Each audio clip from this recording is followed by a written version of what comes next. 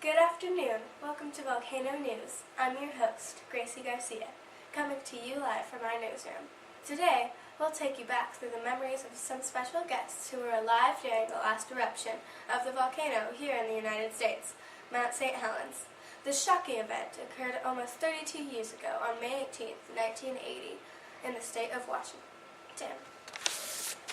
Behind me, you can see actual footage of this horrific event that shows the extent of the damage. Now I'd like to welcome our first guest today, Elisa Garcia. Miss Garcia, thank you for joining me today. Thank you for having me. First off, how old were you when Mount St. Helens erupted? I was 12, 6th grade. And how close were you? We lived about 45 miles away from Mount St. Helens in the foothills of Mount Rainier.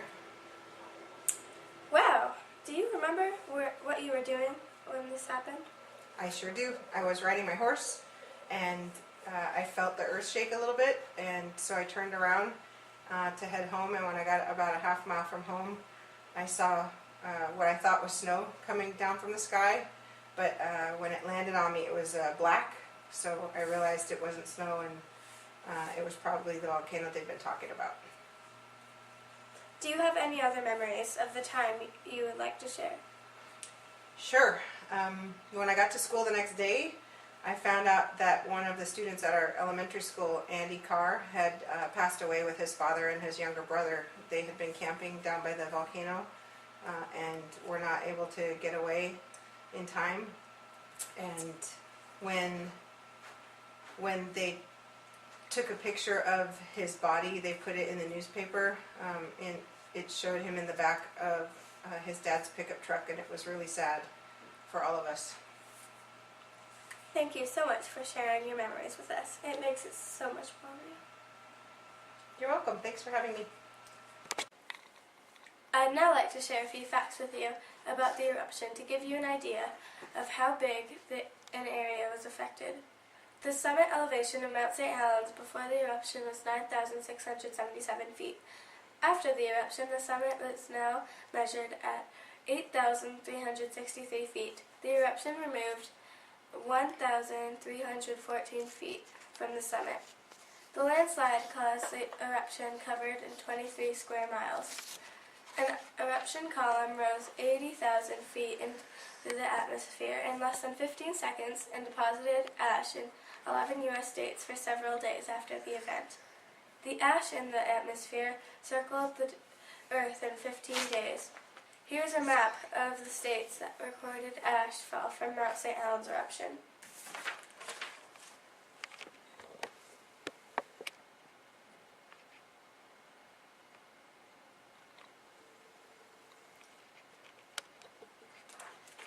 As you can see, this eruption was something that the entire world was aware of at the time. Our next guest today is Luis Garcia. Thank you for coming in today, Mr. Garcia. Thank you for inviting me. Tell us, if you wouldn't mind, what your strongest memory was from the Mount St. Helens eruption. I guess it would be seeing all the bulldozers scraping off all the ash off the roads and bridges all over the city. It was pretty scary. Have you been able to visit Mount St. Helens after the eruption? We went shortly after they opened back up, and you can see the devastation, all the trees knocked over from the blast of the eruption, and it just went for miles and miles. Have you been back since? How different was it? I went when I was in college, and you can see some life coming back to the area, some trees growing where there used to be none, but it's still pretty devastated. Thank you again, Mr. Garcia, for coming in today. Oh, thank you for inviting me. It's been a pleasure. Here are a few additional facts from the eruption that tell us just how serious the destruction was that happened. There were 57 human deaths, including 11-year-old Andy Carr and his mother, mentioned by our guest, Mrs. Garcia.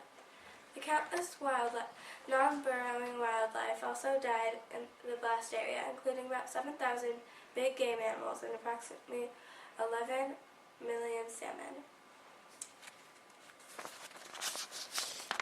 27 bridges and almost 200,000 homes were damaged.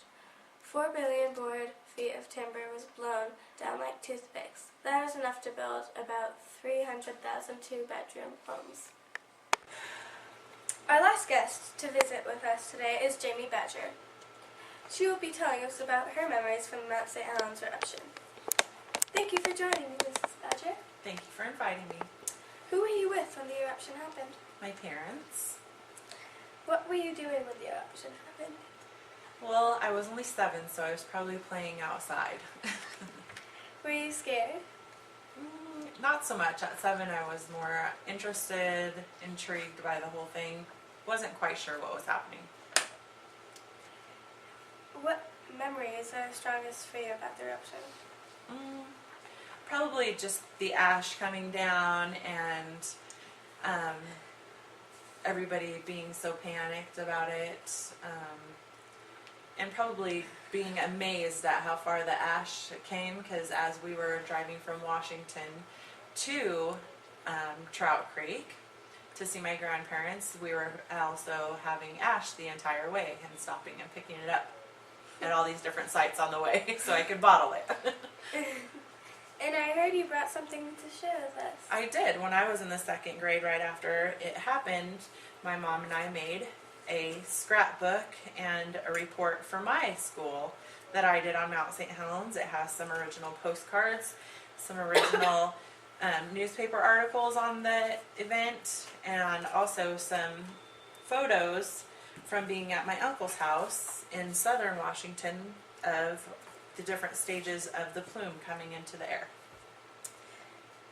Well, thank you for taking the time to be with us today, Ms. Badger. We really appreciated it. Thank you for having me. And that concludes our special segment regarding Mount St. Helens and the eruption from so many years ago. We want to thank our guests for sharing their memories, and we hope you enjoyed our broadcast. From here at Volcano News, thank you for watching and have a great day.